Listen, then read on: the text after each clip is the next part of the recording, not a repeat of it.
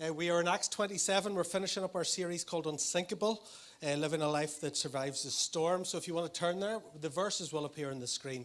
But we are finishing that up this morning. When we get to the end of the message this morning, we're going to be seeing that Paul received some criticism. And I came across an article in the last few weeks. There's a few different ones. Some of the weirdest criticisms pastors have ever received. And I have to say one or two of them might apply here. But just these are in no particular order. I just copied and pasted them from a few different sources. But these are real criticisms that pastors have received. You didn't send me a thank you note for me sending you a thank you note. I like this one. I would be happy to take your wife to the shops to help her select some appropriate clothes. Yeah, Sharon sent that. No. Look at her face. One pastor got a complaint saying, "You are too happy." Another one got a complaint saying, "I guess I have to die to get you to wear a suit and tie to church again." You will. That is true. You keep your end of the bargain, I'll keep mine. You talk about Jesus too much. When are you going to talk about other subjects? This is one that takes you a minute to think about. Every sermon you preach is better than the next one. Someone said, "You don't tell enough jokes when you preach." Then somebody else said, "You shouldn't tell a joke to start a sermon." I can't imagine Moses walking up to the burning bush and saying, "Did you hear the one about..." You need to stop talking about reaching lost people. Somebody said, "I don't like the colour of your beard hair. I'm going to dye it pink next week." Your hair colour is too dark for someone in your profession. Folks, all natural. Just for men. Just because it's in the Bible doesn't mean you have to talk about it. This is one that actually someone did say, "Will you bless me divorcing my husband so I can marry a convicted murderer? God told me to do it." I'll not tell you who that was in this congregation. This is a true one. I was going to leave this one out, but I can't. After the church, a member who had surgery said, "Pastor, will you pray for me to pass gas?" You don't want a spontaneous answer to that prayer. You want that one to be one when they get home. The frequency of the bass guitar, this might be appropriate for this morning, is making it impossible for the spirit to move. And this was the last one, and this could apply to our church. The music is too good. Church music shouldn't have that good of quality. And so we're going to see Paul has some criticism, but before he faces the storm of criticism, he's in a real storm. Over the last few weeks, we've been looking at Acts 27, where Paul has been in house arrest for 2 years. He's in legal limbo. He's sick of it. And so he appeals to the highest court in the empire. He appeals to Caesar. And so he goes to Rome. He had always wanted to go to Rome. His desire had been to go to Rome, but he wanted to go as a preacher. Now he's going as a prisoner. But sometimes God gets us to the places that he wants us to be, but not in the way we expected to get there. He repurposes our desires and gets us to places in different ways than we had planned or expected. He had planned to go as a preacher. He's going as a prisoner, but he does still get to preach. And he's on this boat. And Paul's a nobody. He's a prisoner and a preacher. The real power on the boat is with the owner, it's with the captain, and it's with the centurion. And so they run into this storm. And Paul had foreseen this storm prophetically. He had told them, "Look, guys, I don't think this is a good time to sail." He had been through 3 storms already. He knew what meteorological patterns looked like. And so also I felt like God was speaking to him, because he says, "I can see." He had this prophetic sense. And yet Paul has no voice, and the majority rule. And often when the majority rule, it leads us into a storm. We are not a people of the majority. God's people are always a holy minority. And so it's not just any storm. It's an unrelenting hurricane, gale force storm. And it goes on for almost 2 weeks. And one of the things I said last week, and a number of you have said it resonated with you, that you can survive a storm for an hour. You can survive a storm for a day. But when the storm keeps on going, when the darkness doesn't lift, when every morning and every evening and every morning and every evening you're carrying the same weight, you're facing the same conflict, you're in the same atmosphere of tension and hostility and work, you're in a marriage which is crumbling, that's when it begins to take its toll on you. And they're out of control. It says they're being driven along. There's 276 people on board, and they're losing all hope. Look at verse 20. When neither sun nor stars appeared for many days, and the storm continued raging, we finally gave up all hope. That's a bad place to be. And yet that's where many people in our culture are today. They're giving up all hope. They look at our political system. They look at our economic system.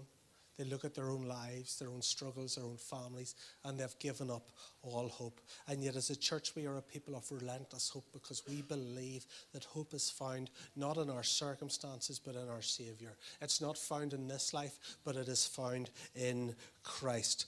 But they're exhausted. They just want to give up. The boat's fallen apart, and they're doing everything they can just to hold it together. But look at what Paul tells them in verse 22. I urge you to keep up your courage, because not one of you will be lost. Only the ship will be destroyed. That's one of these good news, bad news stories. Do you want the good news or the bad news first? Give me the good news. Not one of you will be lost. Okay, give me the bad news. The ship's going down.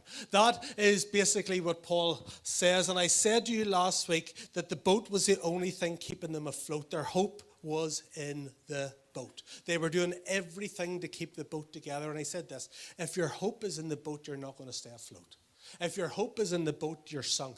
Because your boat in your own life might be your security. It might be your status. It might be your paycheck. It might be your bank account. It might be your job. It might even be your family. It can be a good thing. It can be your house. It can be your bank balance. It can be many things. But if your hope is in any of those things, at some point those things are going to sink. And if they go down, you go down with them. There's nothing wrong with the boat. There's nothing wrong with a good job. There's nothing wrong with a healthy bank account. I'm all for the boat. I'll row that boat all day long. But if your hope is in the boat, when the boat goes down, which it inevitably will, because life happens and storms happen and they're relentless, if your boat goes down, you go down with it. Because only God is eternal and unsinkable and unconquerable and all-powerful. And so when we place our hope and trust in Him, the boat might go down, but we do not have to go down with it. We can stay afloat even when we lose the boat. And I'm loving how much this is rhyming. We don't have to sink. We might lose some stuff along the way that we thought was important, but if you lose everything and you've still got God, you're okay. And so we're going to finish off the story and see what else it teaches us about living an unsinkable life. Verse 27 onwards. On the 14th night, so 2 weeks they've been in this, we were still being driven. They weren't driving, they were being driven across the Adriatic Sea. When about midnight, the soldiers sensed that we were approaching land. They took soundings and found that the water was 40 meters deep. A short time later, they took soundings again and found that it was 30 meters deep.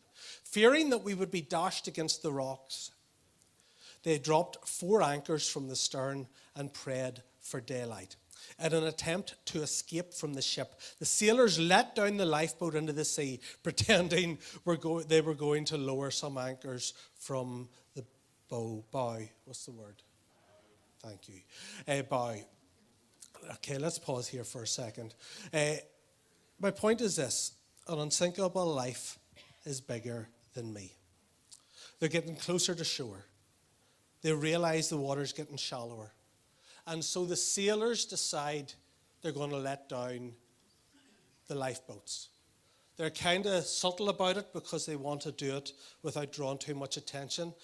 Guys, we're just going over here to paint the lifeboats. We've realized that they need a lick of paint and they're over and they're about to get in and get down. They want to escape. And their attitude is basically this. As long as we're safe, as long as we're okay, we don't care what happens to everyone else. As long as we get off this boat and make it safely to shore, we don't care about anybody else. And sometimes in the church and sometimes as Christians, we can sadly have that attitude. We get saved, we get into church, we get comfortable, and we think, well, as long as things are okay for us, as long as I'm saved, as long as I've got my place in heaven, as long as I've got a seat on a Sunday, as long as I'm living a comfortable life, it really, we wouldn't say it, but we don't really care too much about the world out there. As long as I'm okay, as long as my needs are being met, as long as I'm comfortable, who cares about anyone else? You know, when the Titanic sank, tragically over 1,500 people died. Only a third of the passengers on board lived to tell of the nightmare. But as tragic as the death toll was, the greater tragedy was this: there were so many more people who could have been rescued. The Titanic was certified to offer lifeboat space to almost 1,200 people, but only 700 people or so were rescued. It could hold 1,200, the lifeboats, but only 700 were rescued. 40% of the lifeboat space remained empty. And of the 20 lifeboats that were lowered overboard, only a few were filled to capacity. Several were less than half full. Meanwhile, hundreds of people floated in the open water wearing life jackets near the 20 unfilled lifeboats. Most people didn't drown. They died of hypothermia because they were floating in the water. And what happened was that the people who got into the lifeboats apparently sat at a safe distance, worshipping and praising God with lots of empty seats in their lifeboats, while people over here drowned and died of hypothermia. But they were afraid that if they got into their boats might sink. Their boats might fall apart. And so as long as they were okay, they didn't give a rip about the people who were dying over here. Jesus has left his church with one mandate, one message, and one mission. And that is to rescue dying, drowning people. That's our goal. That's our mission. Drowning, maybe not physically, but drowning in sin and guilt and shame and addiction and oppression and hopelessness and despair. But what can happen is we get into the lifeboat. And we were drowning, but now we're safe. And from that point on, all we care about is our own safety and security and making sure we're okay. And we lose sight of what the lifeboat is for, and that is to save lives. Jesus' kingdom is an expansive kingdom, and it always makes room for more. It accommodates any who wish to enter it. In Luke 4, we read this. The people were looking for him, that's Jesus. And when they came to where he was, they tried to keep him from leaving them. They tried to keep Jesus to themselves.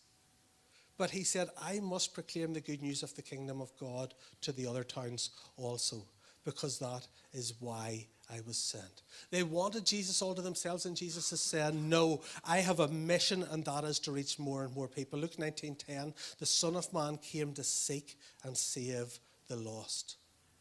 You know, I look out at this church and it's packed. The kids are out now. There's probably 40 kids outside, and there's not a lot of spare seats. And it's very easy for us to look around and go, oh, we're comfortable. This is great. We've packed out the church. Things are great. And yet, you know what? There are tens of thousands of people within 10 miles of here who have never encountered the grace of God, who have never heard the gospel or the real gospel. They've maybe heard a religious, politicized version of the Northern Ireland gospel, but they've never heard the gospel, the authentic gospel of grace, the authentic gospel that Christ died for them, that he rose again, that he's coming back. And so we need to make room for them. We have to make room for them. We cannot just rest on, well, we're fine. Who cares about everyone else? And so we're going to make room for them. Sunday the 24th of February, we're going to 2 services, 9:30 and 11:30. Not because we want to, but because we have to. We don't have to in a sense of we would be fine. Everybody sitting here would still have a seat. But the people out there who don't know Jesus would come in and they wouldn't have a seat. And so we're creating space for people who don't know Jesus, people who haven't encountered the Holy Spirit to come in. And so we're going to do that starting Sunday the 24th. We're working through the details of it, but it's coming together.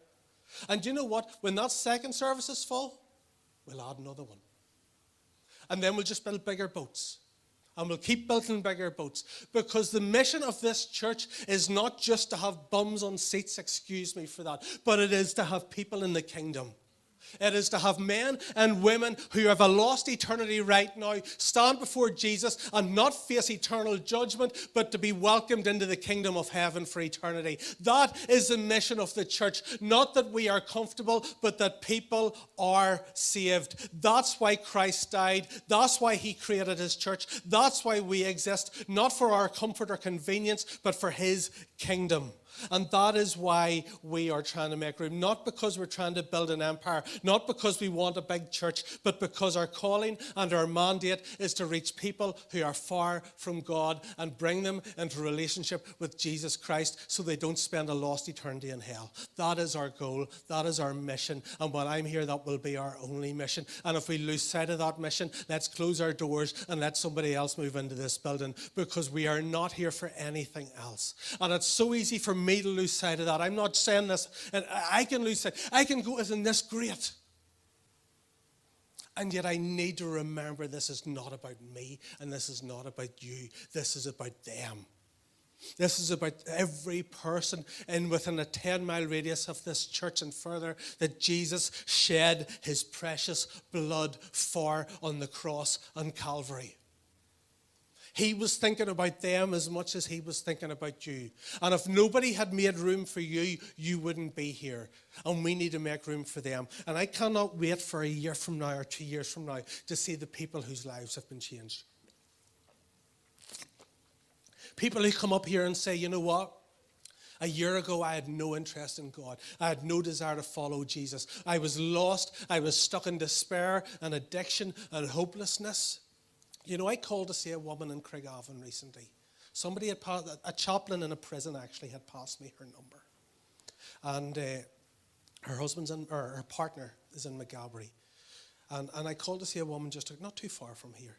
And I arrived at the door, and she looked at me, and I explained who I was. And she said, this morning, and this is not a woman who, quite honestly, you would imagine was searching for God.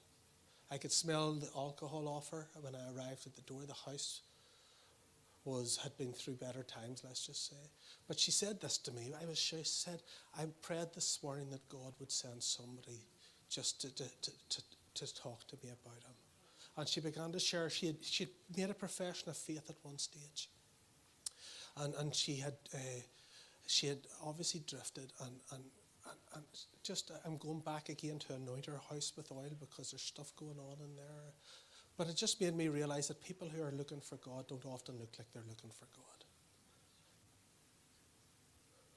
There are people all around us who are desperate. And we talk about some estates. You know what? The middle and upper class estates have just as much brokenness. They just hide it better behind closed doors. People need Jesus. Let's keep reading. Then Paul said to the centurion and the soldiers, unless these men stay with the ship, you cannot be saved. So the soldiers cut the rope that held the lifeboat and let it drift away. It seems Paul's overreacting, but he's saying, unless they stay on board, none of us are going to be saved. Why not just let them go? If they want to leave in the lifeboats, let them go. Because God had clearly spoken to Paul the night before. An angel had shown up. And this is what the angel told Paul. God has graciously given you the lives of all who sail with you, not all who sail apart from you. And my point is this. Don't underestimate the influence of others. The only hope of them being saved was to stay in the boat with Paul. There was a favor upon Paul. There was a protection upon Paul. There was a blessing upon Paul, that God's hand was upon him, and that impacted and influenced those around him. It was only because of Paul in the boat that the others would survive. Imagine if Paul hadn't been on this boat would have sunk by now. It's the exact opposite of Jonah. Jonah's on the boat, and because Jonah's on the boat is sinking. So much so that he says, throw me overboard and you'll all be fine. There are some people who get onto your boat and they stop you from going through storms and they stop you from sinking. And there's other people who you will let onto your boat and they will lead you into storms. Have you discovered that? There's some people who seem to attract storms. There's some people who seem to have a storm magnet on them, that everywhere they go, they seem to just bring storms with them, and it's always somebody else's fault. It's always they've been victimized. Others have done something wrong against them. And you know what the one common denominator is in this? Look in the mirror. Because some people attract storms, and when you bring them into your life, don't be shocked if you find storms with you. And then there's other people who, when they come in, they just seem to bring favor, they seem to bring blessing, they seem to bring God's favor and protection over your life, that things just seem to go better because they're in your life. They're the sort of people you want to have around you. They're the people who you want closest to you. We see that in the story of Joseph, don't we? Joseph, sold as a prisoner into Potiphar's house. As soon as he gets there, look at what we read in Genesis 39:5. The Lord blessed the household of the Egyptian, not because of the Egyptian, but because of Joseph. Then he's falsely accused. He's thrown into prison. Look at what happens. The warder paid no attention to anything under Joseph's care because the Lord was with Joseph and gave him success. Everywhere Joseph went, favor leaked from him and touched all those around him. And there's some people in your life that just being around them just brings favor and blessing. They bring us into a greater experience of God's goodness. They calm storms. They bring order out of chaos. And I think church is meant to be a bit like that. Being part of a community of believers where we're under the authority of God's word, where we're under spiritual authority, where we submit to one another in love, where we surround each other with people who want God's best for us. That helps protect us from storms. Somebody just before the service shared a story with me. I'm not going to say who it was, but they talked about how when they were growing up, their family were very poor. And they said every single week, or every week or every month, there was a box of groceries left on their doorstep from the church. They said they don't know if it came from the pastor or the church, but they said we would not have survived without that box of groceries. That is, my answer to them was, I hope we can do that for people someday soon. That because of us, people can avoid the storms. Because of us, we can lift up and elevate and encourage those who are sinking. Beth Moore writes this: the umbrella of protection or destruction in one person's hand can often cover many heads. The umbrella of protection or destruction in one person's hand can often cover many heads. When people understand under your umbrella, what do they find? Protection, blessing, or destruction. These guys here didn't understand that Paul's umbrella was keeping them from danger. They just wanted to jump ship, do their own thing. Look at verses 33 to 37. Just before dawn, Paul urged them to eat. For the last 14 days, he said, you have been in constant suspense and have gone without food, because really, who wants to eat food when you're in a storm? You haven't eaten anything. Now I urge you, take some food. You need it to survive. Not one of you will lose a single hair from his head. Hear the confidence or the assurance. After he said this, he took some bread, gave thanks to God in front of them all. Then he broke it and began to eat. They were all encouraged and ate some food themselves. Altogether, there were 276 of us on board. Isn't it incredible how things have changed? Before the storm, Paul was a nobody that nobody listened to. He had no status, he had no power, he had no position, and he had no authority.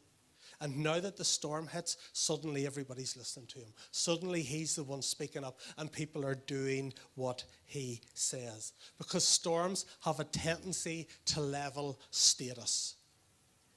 Nobody looks posh in a hospital gown. Have you found that? They might look good in their Armani or Gucci before they go into hospital. When they're walking through 3 North in their hospital gown with everything at the back exposed, they don't look good. Storms level status. I have sat with some of the richest and some of the poorest people in hospital, and you know what? It's very hard to tell the difference between them. You go to their homes, they look different. You look at their cars, they look different. But when the storm hits, they look pretty much the same.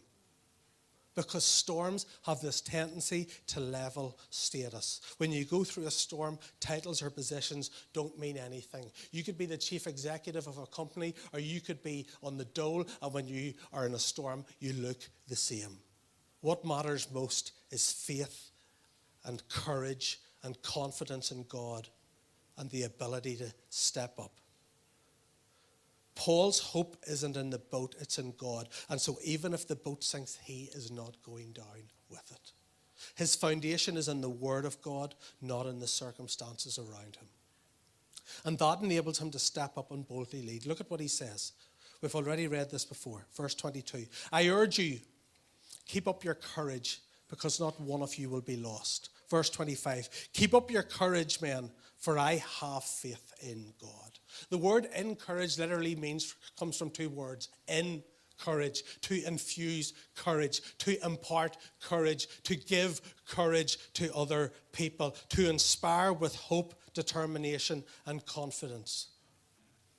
Research has shown that the 6 most encouraging phrases we love to hear are this: I love you. Dinner is served. All is forgiven. Keep the change. You've lost weight. I believe in you. Paul here speaks powerful words of encouragement, but he does more than that. He models what he wants other people to see and do. You see, people will hear what you say, but they will model what you do. Look at verses 34 to 36. Now I urge you, take some food. You need it to survive. Not one of you will lose a single hair from his head. And he took bread, he gave thanks, and he ate it. And then it says what? They were all encouraged, and they ate some food themselves. Paul doesn't just care about their souls here, he cares about their physical well-being. He says, you need some food, you're not going to survive. Some people don't care how much you know until they know how much you care. And Paul then models it. They're still not sure, so Paul goes, watch me. And he breaks bread and he eats, and as soon as they see him doing it, they start to do it themselves. In a world where people are constantly trying to tear people down, where there's not a lot of hope, but there's a lot of criticism, wouldn't it be great as Christians if we were people who encourage, infuse courage, impart courage? Instead of looking at the problems, look at the solutions. Instead of trying to find what's wrong, try to find what's right. Who model goodness in others. William Arthur Ward wrote this: flatter me and I may not believe you. Criticize me and I may not like you. Ignore me and I may not forgive you. Encourage me and I will not forget you. Let's finish off this chapter. We're nearly done. When daylight came, they did not recognize the land, but they saw a bay with a sandy beach, where they decided to run the ship aground if they could. But the ship struck a sandbar and ran aground. The bow struck fast and would not move, and the stern was broken to pieces by the pounding of the surf. The centurion ordered those who could swim to jump overboard first and get to land. My wife would claim that I can't swim, that I would have been stuck on the ship, but I want to tell you that I have the 5-meter badge that I got in Portadown Pool when I was in P6. The rest were there to get on planks and on other pieces of the ship. That would have been me. Give me a plank and I'm fine. Some of you are like, you are a plank. In this way, everyone... That wasn't that funny. In this way, everyone reached land safely. So they made it. The boat sinks, but they survive. I guess my point is this, that storms have an ending. Some of you need to hear this. Storms have an ending. If you're in a storm this morning, I want to tell you it has an ending. It may go on for a while. You may feel like you're going to drown. You may feel like you're going to go under. You may feel like you're falling to pieces. You may feel like it's all falling apart. You may feel like you're not going to get through it, but every storm eventually passes. And sometimes the storm doesn't change so much as you change within the storm. Sometimes God doesn't take you out of the storm as quickly as you would like, but he keeps you in the midst and brings you through it. Sometimes the boat won't survive. That which you dreaded most will actually happen sometimes. The person will die. You will lose your business. You will go into foreclosure in your house. Sometimes that will happen.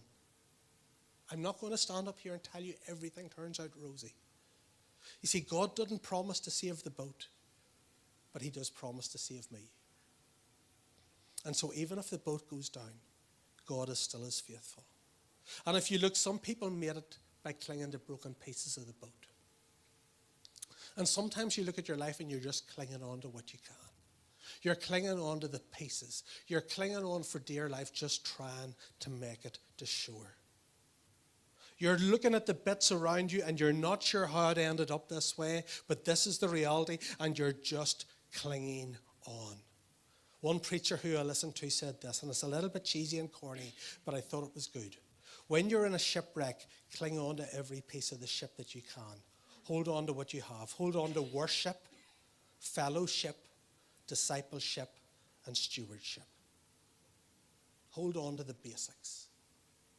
You see, what I have discovered in my own life is when I'm at my lowest, when I'm in my darkest place, when I've been going through the storm, when I have been struggling to survive, I don't need a big Christian conference. I don't need people running around shouting hooray and yahoo, and I don't need some big prophet coming in. I have nothing wrong with all that stuff, but when I'm in a storm, you know what I need? Disciplines of prayer, disciplines of getting in the Word, disciplines of worship and serving and giving. Just the basic things that I've been doing for 28 years are the things that get me through the storm. Not the exciting, not the elaborate, not the passionate, not the bells and whistles. The daily disciplines are what get you through the storm. Let's finish as we read what happens when they land on shore. Verse 1-3 in chapter 28. Once safely on shore, we found out that the island was called Malta. Worst places you could find yourself. The islanders showed us unusual kindness. They built a fire and welcomed us all because it was raining and cold. Paul gathered a pile of brushwood, and as he put it on the fire, a viper, driven out by the heat, fastened itself on his hand. See what it says? The islanders showed us unusual kindness. These strangers who they'd never met before showed them unusual kindness. Sometimes God sends you the right people at the right time. Have you ever found that? Sometimes God just sends you the right people into your life at the right time, and they have just what you need. And it's not just kindness, it's unusual kindness. It's not just a sentimental feeling, it's an action, it's an expression, it's something tangible, it's something physical, it's something you can feel. Anyone can say something or feel something kind, but it's a different thing to actually express. And sometimes those people will come into your life for just a moment and they express unusual kindness and they leave your life and they have no idea. I have experienced this in many ways. There's a way that immediately comes to mind when 3 years ago I was completely burnt out, and a man who I'd only met twice in my life walked into our church and he said, "Can I take you for lunch, Craig?" And we went for lunch and he looked at me and he said, "You're burnt out." And I said, "I am. How do you know?" He says, "Because I've been off for a year with burnout." He said, "You need a sabbatical." I said, "I know." He said, I'm going to pay for your sabbatical." I'd met him twice in my life, and that guy funded our 4-month sabbatical. Unusual kindness.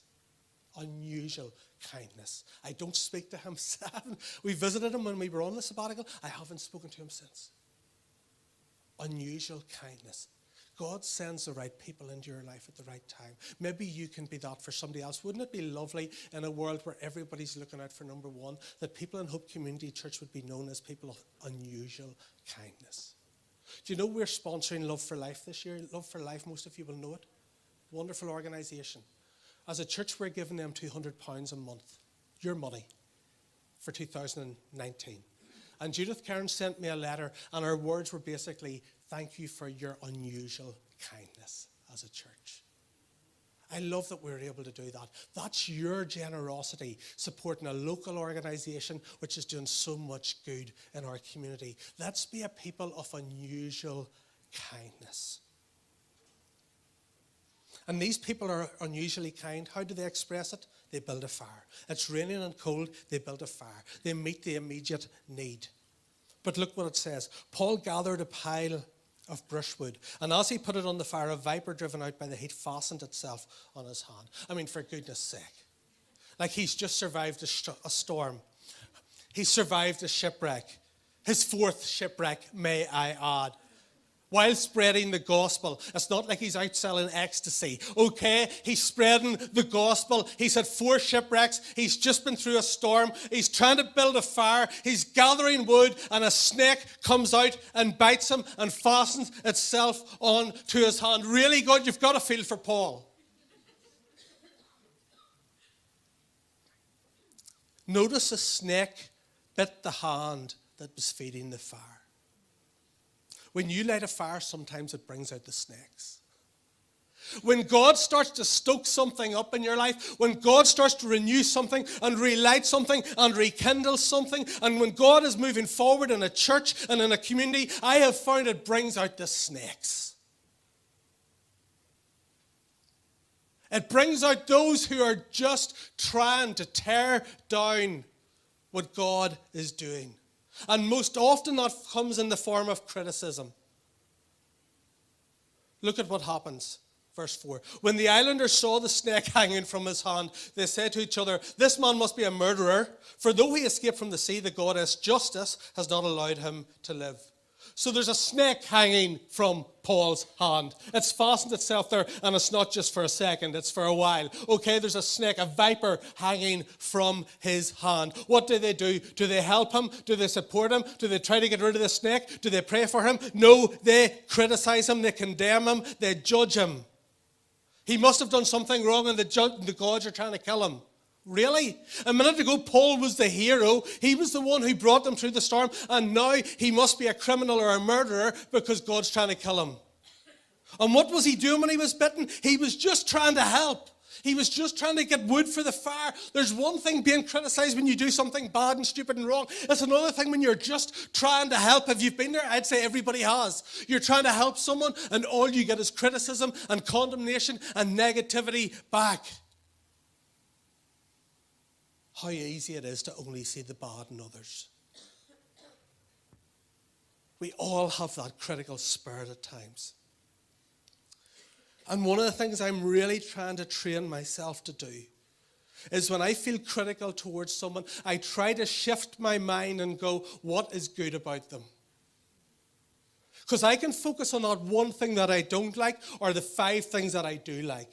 And most of the time, if I'm being honest, my mind tends to go to that one thing. Particularly if they've done something that annoys me. And I need to step back and I go, what are the 5 things that person has done that I really like? Because we can always find something to criticize about someone. It is not that difficult. Like really.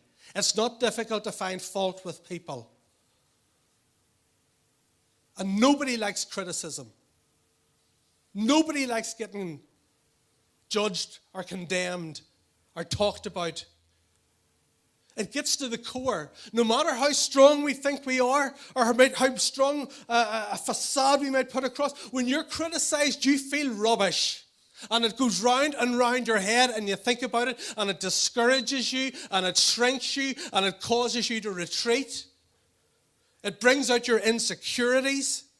But the simple reality of life is this. If you're ever going to step up, if you're ever going to do anything to make a difference, if you're ever going to impact the world, if you're ever going to serve, if you're ever going to do something for the kingdom of God, the reality is you will be criticized by somebody. I find myself now thinking if nobody is critical of me, I'm probably doing something wrong. Because if you're not being criticized, you're just pleasing people. But if you're a kingdom person who is going against the flow, who's trying to be obedient to God rather than listening to people, you will be criticized. As Aristotle said this, criticism is something you can avoid easily by saying nothing, doing nothing, and being nothing. Especially in leadership. The price of leadership is criticism. I always say to people that leadership is really 2 things. It's carrying responsibility and it's having more awkward conversations than the average person has. Leaders have more awkward conversations on an average day than most people have in a week or a year. Because people you love will come to you and you want to say yes and you have to say no.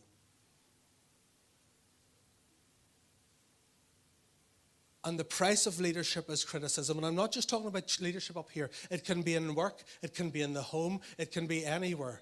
If you're trying to lead your home and you've got a 10-year-old kid, you're going to be criticized, folks.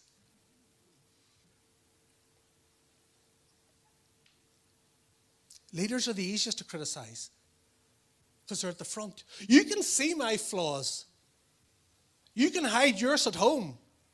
If you're married, your wife or husband or kids might see them. Everybody kind of gets to see mine on display up here. And there's a lot of them, and I don't hide them very well. Anybody can criticize. But what if we were to go, you know what? I don't particularly like that about that person, but here's what I do like. Here's what I'm going to focus on. If you're in leadership, you can have a snake hanging off your hand and everybody else can see it. So how do we deal with it? Verse 5. But Paul shook the snake off into the fire and suffered no ill effects. I love this. Paul doesn't spend time going, God, why me? I deserve better. Poor Paul. Lord, I've just only done good things. You shouldn't be doing this to me. He doesn't get into an argument with those people who are criticizing him. He doesn't go on Facebook and start trying to justify what he's doing, you know. He doesn't start crying from pain or shaking with fear. He just looks at the snake and he shakes it off. He knows that if he can survive the storm and survive the shipwreck, he can also survive the snake. He doesn't let the poison get into him.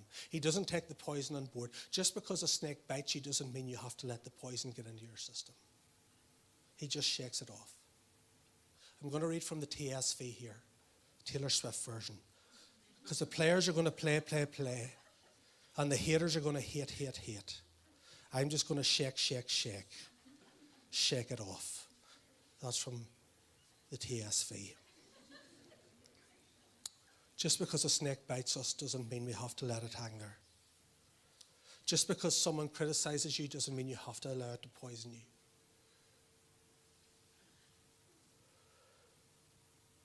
I remember hearing a story years ago about somebody who was in the American government, and every day somebody who didn't like them would walk past and would spit on their shoe. And eventually somebody noticed this and said to them, why don't you do anything about that?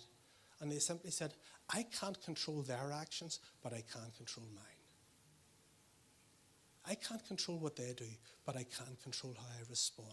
You might not be able to control people criticizing you, but you can control whether you allow it to poison you. You cannot allow criticism and negativity to take you away from the call of God in your life. You cannot allow fear of man to stop you doing what God has called you to do. You cannot allow anyone's opinion to have sway over you that only God should have. And the fact is this, people are fickle. It says in the Bible, Jesus entrusted himself to no man because he knew it was in the heart of man. We're fickle. We're all fickle. And look at this. Look at the next verse. The people expected him to swell up or suddenly fall dead, but after waiting a long time and seeing nothing unusual happen to him, they changed their minds and said he was a god. Staring at him, waiting on him to die. He's staring right back at them. They looked at him going, when's he going to drop? He's staring at them. And eventually they're like, he didn't die, must be a god. People are fickle. Some people will think too much of you and some people will think too little of you. And that's why you can't go by what people think of you at all. You've got to go by what he thinks of you. You've got to find your identity and your security in him. You've got to find who you are in him, because if you go by the opinions of others, you will be thrown all over the place. But his is constant. His is certain. His remains the same. That if you do good, he loves you. If you do bad, he loves you. Good day, bad day, his love is constant. Live for an audience of one. Live according to what the Father thinks about you.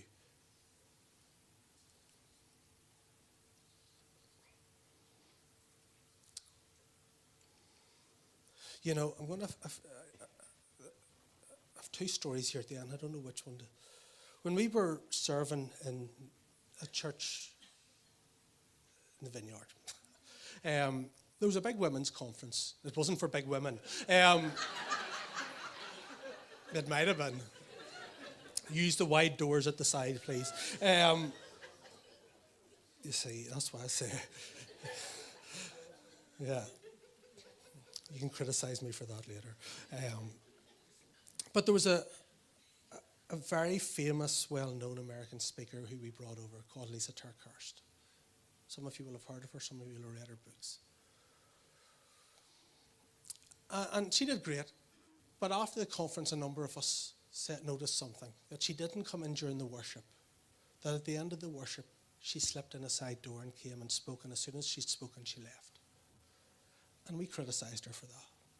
Because to me, it seemed a bit like a diva thing to do. Isn't it? Like, let's be honest. Arrive after the worship, do your thing, leave. Like, it seems a bit diva-ish. Only 6 months later did we discover that just before she'd arrived in Ireland, she found out that her husband had been having serial affairs and had been cheating on her for years, and that her marriage was falling apart. And when I discovered that, I realized that instead of criticizing her, I should have been praising her for her perseverance.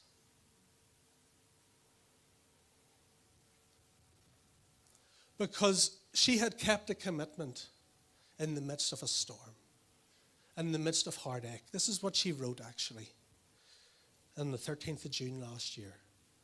The most painful season and decision of my adult life. I wish we could sit face to face so you could see my tears, my deep grief. My husband, life partner, and father of my children has been repeatedly unfaithful to me with a woman he met online, bringing an end to our marriage.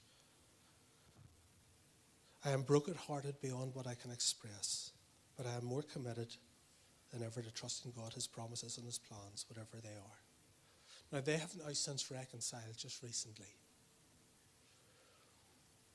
But all I'm trying to communicate to you is in the midst of her storm, I was quick to criticize her, and yet I had no idea what was really going on in her life. And sometimes we just need to step back.